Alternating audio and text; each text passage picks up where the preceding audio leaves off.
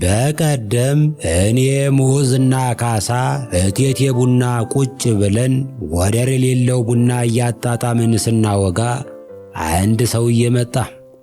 ጀለስ የካሳ አብሮ አደግ ነው። በመካከለኛ ደረጃ የሚቀመጥ ድምፃዊ ስለሆነ አልባሌ ክለቦች ውስጥ ጃም ያደርጋል።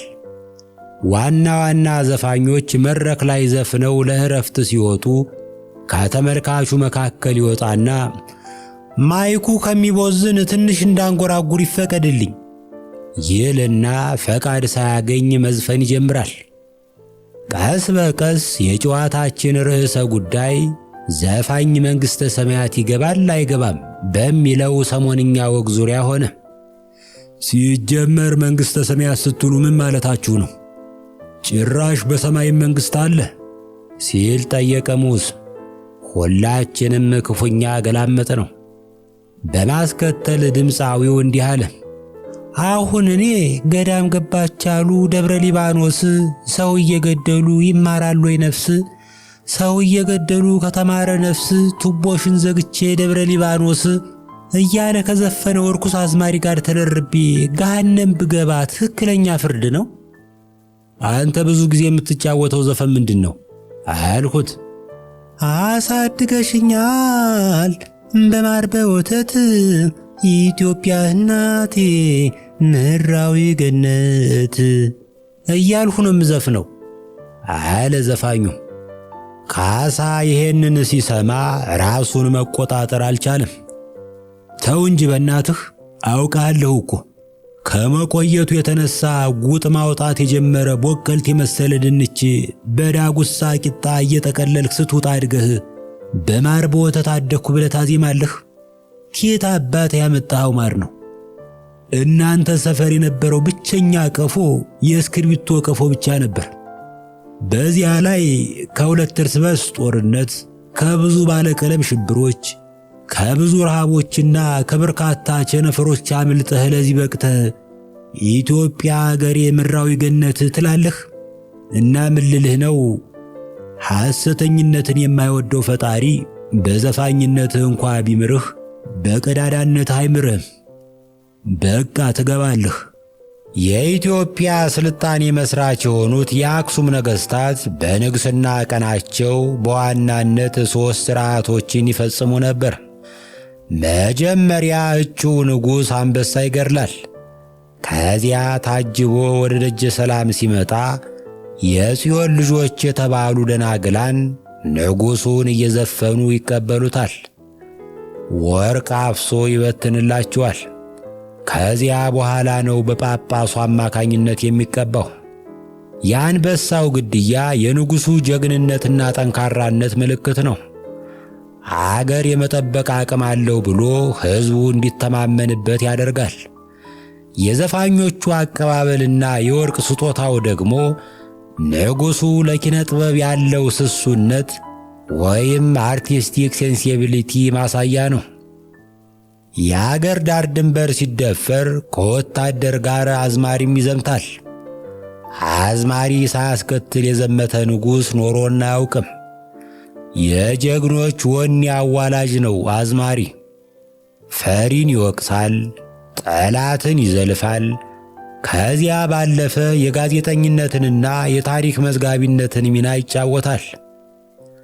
ገበየሁ ቢሞት ተተካ ባልቻ፣ መድፍ አገላባጭ ብቻ ለብቻ ያለው አዝማሪ የጦር ሜዳ ዜና ዘጋቢ ነው። ዘገባው እኛ ጋር ሲደርስ ታሪክ ሆኗል። በጦር ሜዳ ላይ ለሀገራቸው ሕይወታቸውን የገበሩ አዝማሪዎች ጥቂት አይደሉም። በእኛ ትውልድ እንኳ በሻዕቢያ ጥይት ሜዳ ላይ የቀረችው ንግሥት አበበ እንዴት ትዘነጋለች? የጥላሁን ገሰሰን ባና ዜማ እንዲሁም የንግሥት አበበ ደም ባቆየው አገር ውስጥ ነው ውርውር የምንለው። በየጊዜው ፍርድ እንዲቃና፣ ግፍ እንዲወገድ፣ ሰላም እንዲሰፍን የሚጎተጉቱም አዝማሪዎች ናቸው። ሌላው ይቅርና የምንበላው የጤፍ እንጀራ በዘፈን ተገፍቶ ሞሰባችን ላይ እንደደረሰ ዘንግተናል። ገበሬ እያንጎራጎረ አርሶ እየዘፈነ ይወቃል። የዘፈንን ያክል ድካም አቅላይ አይገኝማ። ኢትዮጵያ ውስጥ በየጊዜው በየመድረኩ ዘው እያሉ ዘፈንና ዘፋኝን የሚኮንኑ በዘፈን የሚደሰቱ ሰዎች ላይ ፍርሃትና ጸጸትን የሚነዙ የእግዚአብሔር ወኪል ነን ባዮች ሞልተዋል። አንዱ ባለፈው በቴዲ ዘፈን መለቀቋ ዜማ ላይ ዘፈኑ እንዳይከናወንለት ሲራገም የነበረ ነው። በእርግማኑ ማግስት በብዙ ሚሊዮን የሚቆጠር ተመልካች ዘፈኑ ላይ ተመሰጠበት።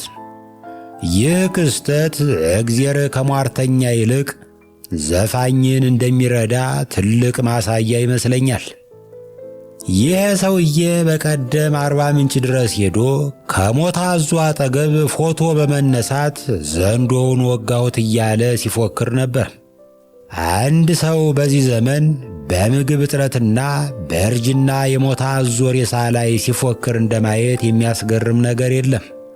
በሌላ ጊዜ ይህ ጀለስ ማይክል ጃክሰን በሰይጣን መንፈስ የሚመራ ዘፋኝ ነበር ሲል ሰማሁት። ማይክል ጃክሰን በአንድ ነጠላ ዜማ ብዙ ሚሊዮን ዶላር አዋጥቶ የተራበ ሕዝባችንን የረዳ እጅግ ደግ ሰው መሆኑን የሚያውቅ አይመስለኝም። ወይም ሳያውቀው ለሰይጣን የገጽታ ግንባታ እየሠራ ነው። በመካከለኛው ምስራቅ ጦርነት ሳቢያ ወትሮም በጫፍ ላይ ያለው ኑሮአችን የቁልቁሊት እየነካው ነው። ድሮ ከኑግ የተገኘህ ሰሊጥ አብረህ ተወቀጥ ይባል ነበር። የሚገርመው እኛ ከኑጉ 40 ሚሊዮን ክንድ ርቀን ዘነዘናው አላስተረፈንም። በቀደም የኢንተርኔቱን ኬብል ከቀይ ባህር ላይ ሊበጥሱት እየተሰናዱ ነው የሚል ወሬ ስለሰማው ለምንም ብዬ ባለ 21 ኢንች ቲቪና ዲክ ገዛሁ። ከዚያ ቪዲዮ ማከራያ ቤት ፍለጋ አዲስ አበባን ሙሉ ዞሬ ስላጣው ከሳይንስ ሙዚየም ማዘር ኢንዲያና ፋዘር ፓኪስታን የተባሉ ፊልሞችን በቪኤችኤስ ተከራየሁ። ኑሮ ሁሉም የሚወድቅበት ፈተና እየሆነ ነው ጎበዝ። ቅድም ቤንዚን ፍለጋ ከጃን ሜዳ እስከ ቀበና የተሰለፉትን መኪኖች አይቼ ሆዴ ባባ።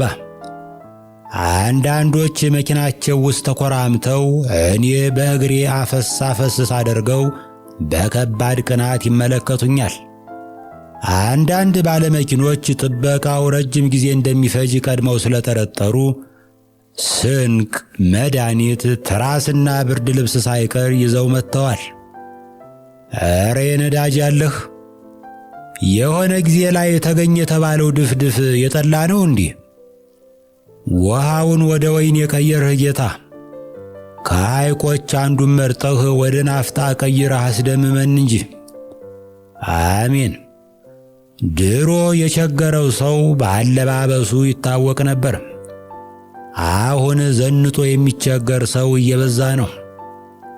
አንድ ደህና የለበሰ ሰው መንገድ ዳር ቆሞ እጁን ከዘረጋልኝ ለምጽዋት ይሁን ለሰላምታ መለየት እየተቸገርኩ ነው። በቀደም የሆነ ካፌ ገብቼ ሳንዱሽ ስበላ ከፊት ለፊት የተቀመጠ ሰውዬ ደጋግሞ ያፈጥብኛል። እኔም ባጻፋው አፈጠጥኩበት። ሰውየው የጣሊያን ሱፍ ለብሶ የኩባ ከረባት አስሯል። ወንድሜ አለኝ። ወንድሜ የሳንዱችህ መዓዛ እየተፈታተነኝ ስለሆነ አንድ ያስነክሰኝ አለኝ። አዘንኩ፣ ተከዝኩ። ላለማልቀስ እየታገልኩ ብድግ ብዬ የሳንዱቹ መዓዛ ወደ ሰውየው አፍንጫ የማይደርስበት ቦታ መርጬ ተቀመጥኩ።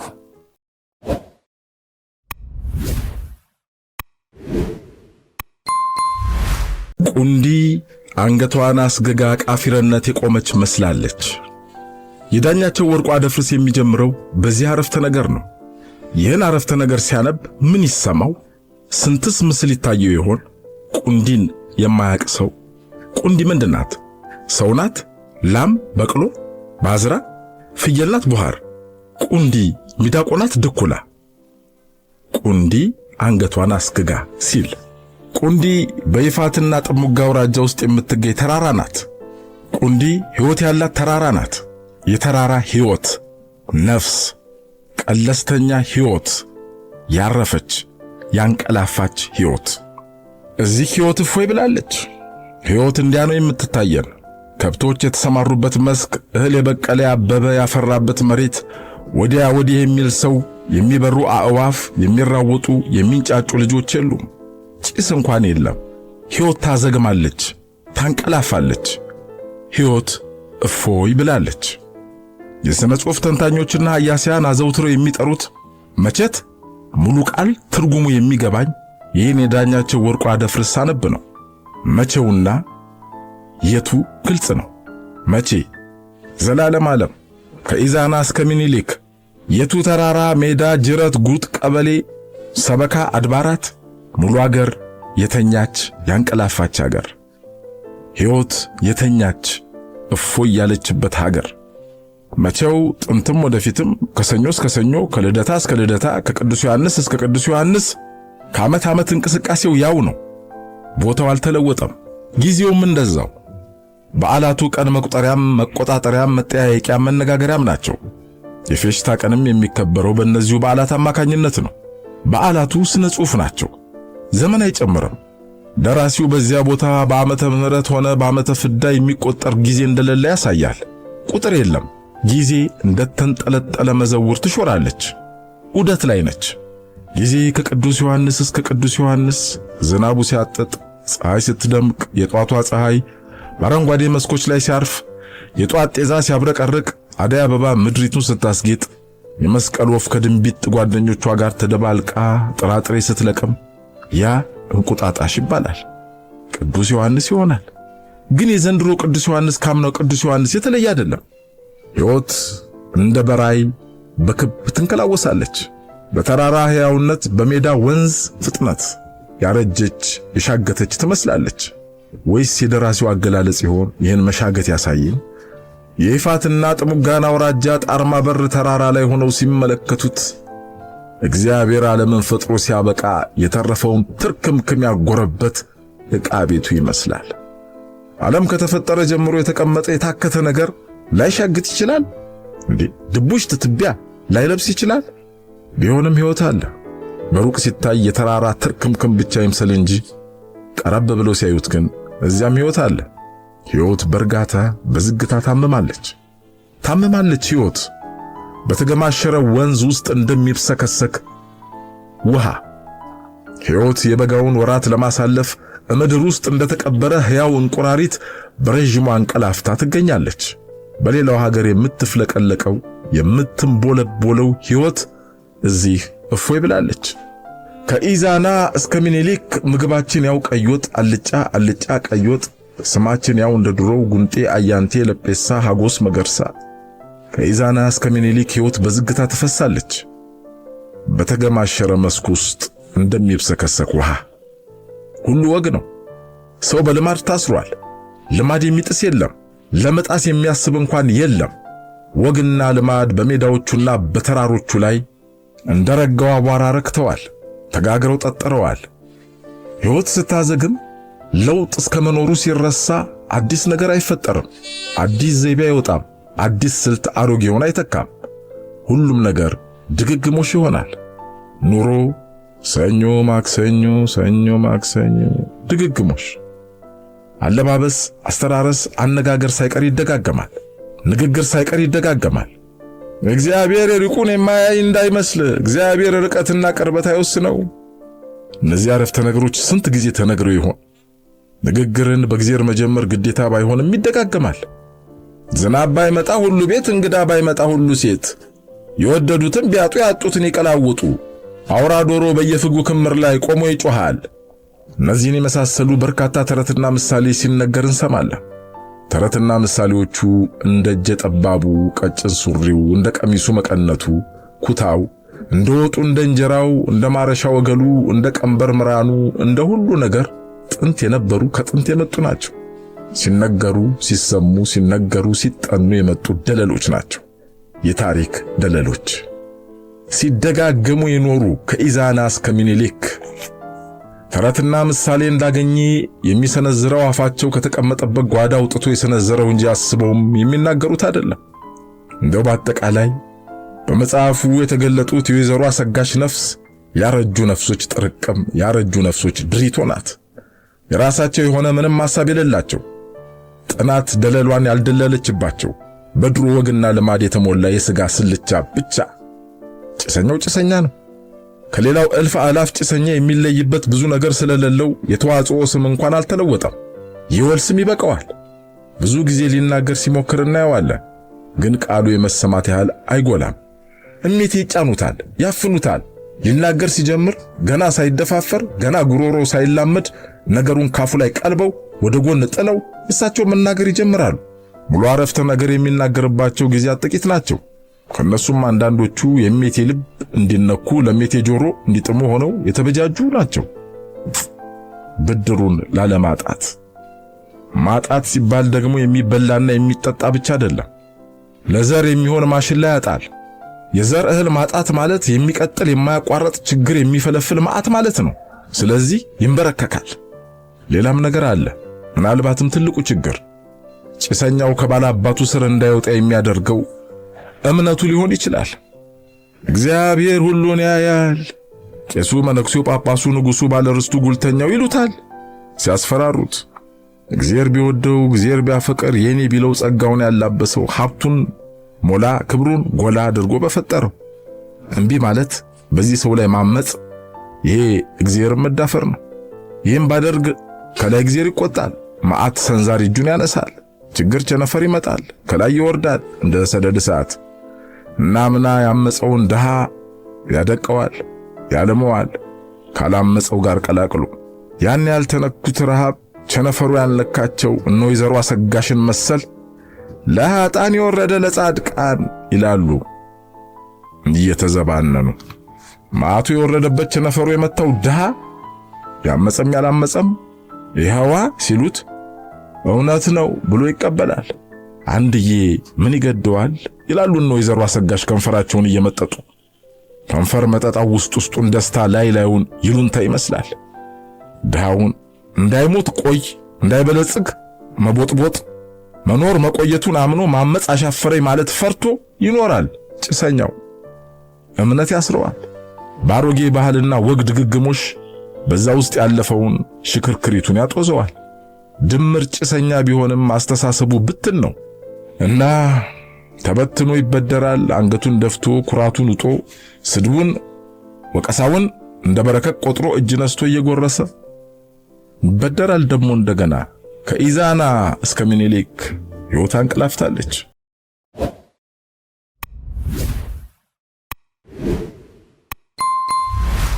ሰው ምንድነው? የማንነትን ትርጉም ፍለጋ በሚል ዶክተር ዘበነ ለማ ከጻፈው መጽሐፍ ላይ ግራ መጋባት የሚለውን ልጋብዛችሁ። ለዓለም ሁሉ የሚያስደንቅ አንድ ነገር ቢኖር የነጻውያን ምድር ኢትዮጵያ ዛሬ ልጆቿን በሕግና በሥርዓት ይዛ ለመኖር እንዴት ግራ ገባት የሚለው ነው። ከኢትዮጵያ ውጭ ያሉ የአፍሪካ ሀገሮች ግራ ተጋባን ብለው የሚገልጹት በነበረባቸው ቅኝ ግዛትና ጭቆና እንደሆነ በራሳቸውም አንደበት በሌሎችም ጉዳዩን ባጠኑ ምሁራን የተገለጠ ነው። ይሄ ችግር ደግሞ የቅኝ ግዛት ብቻ ሳይሆን በባርነት ቀንበር ተጠፍረው ከአፍሪካ ተገዘው ወደ አዲሱ ዓለም የተወሰዱት ዛሬ አፍሪካን አሜሪካን ተብለው በሚጠሩትም ወንድሞቻችን ነው። በዚህ ጉዳይ እጅግ የሚያስደንቀኝ የታሪክ ክስተት አለ። አውሮፓውያን ከ1492 ጀምሮ አዲሱ ዓለም ወደ ተባለው የአሜሪካ ምድር ለመስፈርና ቅኝ ለማድረግ ጉዞ የጀመሩበት ነው። ይልቁንም ስፔን፣ ፖርቹጋል፣ እንግሊዝና ፈረንሳይ ቀዳሚ ተጠቃሽ ናቸው። በተለይም እንግሊዝና ስፔን ባላቸው ሽቅድድም በውስጡም ሃይማኖትን ባዘለ ፉክክር ምድሩን ለመውረስ የቸኮሉ ነበሩ። በተለይም የዛሬውን የሰሜን አሜሪካ ግዛት እንግሊዞች በ1607 ጀምረው ምድሩን የራሳቸው ማድረግ ጀመሩ። ከሀገሩ ነዋሪዎች ቀያይ ህንዳውያን ጋር በጦርነትም በስምምነትም የበላይ ሆነው ሀገሩን ወሰዱት። ሀገሩም እጅግ ሰፊና እርሻንም በጀመሩ ጊዜ በቀላሉ የሚወጡት ባለመሆኑ ወደ አፍሪካ ባሪያ ሊያደርጉት በታላቁ አትላንቲክ ውቅያኖስ በመርከብ ዘመቱበት። እየጫኑም አመጡት። ሲያመጧቸውም ጉልበት ያላቸውን ጠንካሮቹን ወንዶችንም ሴቶችንም ነበር። በዚህ የአትላንቲክ የባሪያ ንግድ ከ1526 እስከ 1867 ድረስ ብቻ ወደ 13 ሚሊዮን የሚጠጉ አፍሪካውያን ወጣቶች ሲሸጡ ወደ አዲሱ ዓለም አሜሪካ የደረሱትም 11 ሚሊዮን አይሞሉም ነበር። ይሄ ቁጥር አብዛኛዎቹ የሚስማሙበት ሲሆን በሚሊዮን የሚቆጠሩት የቀሩት የአፍሪካ ልጆች በመንገዱ በሞት ተቀጥፈዋል። እጅግ የሚያሳዝነው በአትላንቲክ ውቅያኖስ ይዘዋቸው ሲመጡ በመርከቡ ላይ በሚታመሙበት ጊዜ ከነህይወታቸው ወደ ውቅያኖሱ ይወረውሯቸው ነበር። ይህንን የሚያደርጉት እግዚአብሔርን እናውቃለን የሚሉ በካቶሊኩና በፕሮቴስታንት እምነት የሚመሩ ናቸው። ሃይማኖት ስም ሳይሆን ሊተገብሩት የሚገባው ስለ ሰው ልጅ ፍቅር የሞተውን አምላክ አስቦ ደግ መስራት ነው እንጂ። ወደ አሜሪካ ካመጧቸውም በኋላ በባርነት ቀንበር ጠፍንገው የሃይማኖቱ መሪዎች ጭምር የሚያስተምሯቸው 3 ዋና ዋና ነጥቦች ነበሩ። እነዚህም አንደኛ ጥቁር የተረገመ እንደሆነ፣ ሁለተኛ ጌታህን አክብር እንዳይንቃቸው ነው፣ ሶስተኛም አትስረቅ። ይህም ቢርባቸው እንኳን አንስተው እንዳይበሉ ለመለጎምና የነጩን የበላይነት እንዲቀበሉ አይምሮአቸውን ለውጠው ማንነታቸውን እንዳያውቁት ያደረገ አጸያፊ የነጭ ጌቶች የታሪክ ስህተት ነበር። እጅግ የሚያሳዝነው ተግባር የእግዚአብሔር ቃል የሆነውን መጽሐፍ ቅዱስ እንኳን ለባሮች ብለው የሰው ልጅ እኩልነትን የሚናገሩትን የመጽሐፍ ክፍሎች ቆራርጠው ለዘላለም ለመግዛት በማሰብ የባሪያ መጽሐፍ ቅዱስ አዘጋጅተው ነበር። ይህ መጽሐፍ በአሁኑ ሰዓት በዋሽንግተን ዲሲ የአሜሪካ ዋና ከተማ በተከፈተው የመጽሐፍ ቅዱስ ቤተ መዘክር ለታሪክ ተቀምጦ ይጎበኛል። በዚህ አጋጣሚ ለሰው ልጅ ርህራሄ ያላቸው መልካም የሆኑ ነጮች፣ ካቶሊኮችና ፕሮቴስታንቶች እንዳሉ መዘንጋት የለበትም። በሌላ በኩል እነዚሁ አውሮፓውያን በተለይ ጣሊያን፣ እንግሊዝና ፈረንሳይ የአፍሪካን መሬት ለመቀራመትና አፍሪካውያንን ባሪያ ለማድረግ ጦራቸውን አደራጅተው ተመካክረው ዘመቱ። አሁንም የሚገርመኝ እነዚህ እምነት አለን የሚሉ የካቶሊክና የፕሮቴስታንት እምነት መሪዎችና ተከታዮች ሆነው ሳለ ይህን የመሰለ የከፋ ተግባር መፈጸማቸው ይደንቀኛል። አፍሪካም ማንነቱን አጣ፣ ቋንቋውን አጣ፣ ባህሉን አጣ፣ ስነ ምግባሩን አጣ፣ ሕጉን አጣ። በሚያሳዝንም ሁኔታ ባይምሮ የነጭ የበላይነትን እንዲቀበል ስነ ልቦናው ተሰለበ። ይህ ሁሉ ሲፈጸም ከአሜሪካውም የአትላንቲክ የባሪያ ንግድና ከአውሮፓው ቅኝ ግዛቱ ነጻይቱ ሀገር ኢትዮጵያ ብቻ በነጻነት ሰንደቅ ተክላ የክብርን ባንዲራ አውለበለበች። በአሜሪካም ላሉ የአፍሪካ ዘሮች እንዲሁም ለአፍሪካውያን የነጻነት ዓላማ ሆና በዓለም ሁሉ አበራች። ይህ የሆነው በ8000 ዓመት በተገነባ ታሪክና የቃል ኪዳን ምድር በመሆኗ በጀግኖች አባቶቻችንና እናቶቻችን የእምነት ጽናትና ተጋድሎ ነው። ዛሬ ግን ያለው ትውልድ ይህን በመዘንጋቱ እንዲዘነጋም በመደረጉ ግራ በመጋባት መንፈስ ሲደናበር ይታያል። አውቆም ሳያውቅም የአውሮፓውያንን ቅኝ ገዢዎች ሴራ መፈክር አድርጎ ሲለፍፍ ይታያል። ጣሊያኖችና እንግሊዞች በሰፈሩለትና በመዘኑለት በዘር መከፋፈል ግዛው አንድ ጥርሱን በዘነዘና ይነቀሳል።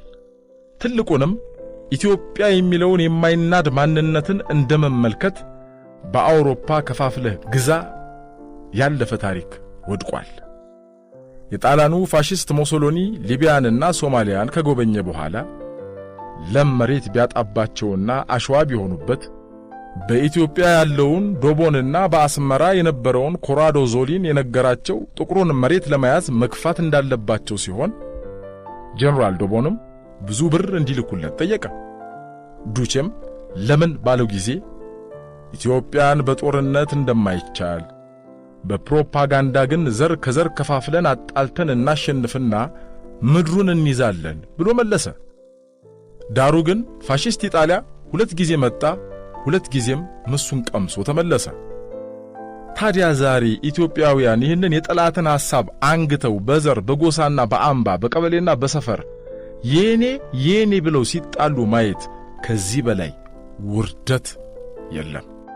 ደግሞም አንድ ሊታወቅ የሚገባው ጉዳይ ይህ የማይሳካ አስተሳሰብ በዘር የመከፋፈል የትንሽነት ሐሳብ ቢሳካ እንኳ እንደገና የከለቤት እያለ በየጎሳው መሪው እንደሚተላለቅ ለማስታወስ ዘመነ መሳፍንት ብዙ ሩቅ አይደለም።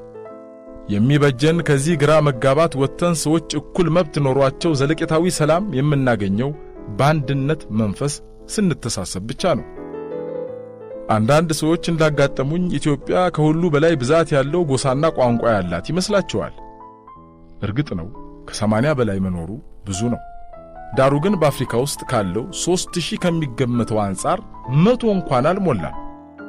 ናይጄሪያ እንኳ 250 የሚደርሱ ጎሳዎች አሏት። የኢትዮጵያ ሕዝብ ሆይ ትንሽ ነን። ትልቁ ታሪካችን ነው። ልንዋደድ፣ ልንከባበር፣ ልንስማማ ይገባናል። ተራ የሆነውን ሐሳብ ትተን ይልቅ የሚበላው አጥቶ የሚቸገረውን ወገናችንን ራሳችንንም በማበልጸግ በብርታት እንቁም፣ በጽናትም እንነሳ። ይህ ሲሆን ማንም አሸናፊ የለም። አሸናፊዋ ኢትዮጵያ ናት። ኢትዮጵያ ደግሞ ስታሸንፍ ልጆቿ ሁሉ አሸናፊ ይሆናሉ። ከዛሬውም የግራ መጋባት መንፈስ ነፃ የሚያወጣን መፍትሄ ይሄ ብቻ ነው። አንዱ አሸናፊ ሌላው ተሸናፊ ከሆነ ዛሬ የተሸነፈው ደግሞ ኃይሉን አጠናክሮ ነገ ለማሸነፍ ሲዋጋ ይኖራል። ሁሉም ተሸናፊ ከሆነ የሀገር ክስረት ነው። ሀብትና ንብረት ወድሞ ሕዝብ በድህነት ሲሰቃይ ይኖራል። ሁሉም ሲያሸንፍ ሀገር ያሸንፋል። ምን ይመስላችኋል? ማን ያሸንፍ? እገሌ ወይስ የገሌ ዘር? ይሄ ወደ ውርደት ይመራናል። ይልቅስ ሁሉም ያሸንፍ፣ ድሉም የኢትዮጵያ ይሁንና ባንድ ጥላ ስር እንሰብሰብ። ያኔ የድህነትን ባህር በሰላም መርከብ እንሻገረዋለን። ለዚህም መሪዎች እንደ ኖህ ትውልዱን ኢትዮጵያ ወደ ተባለችው ሐመር አስገብተው ከመከራ ያተርፋሉ፣ ያድናሉ።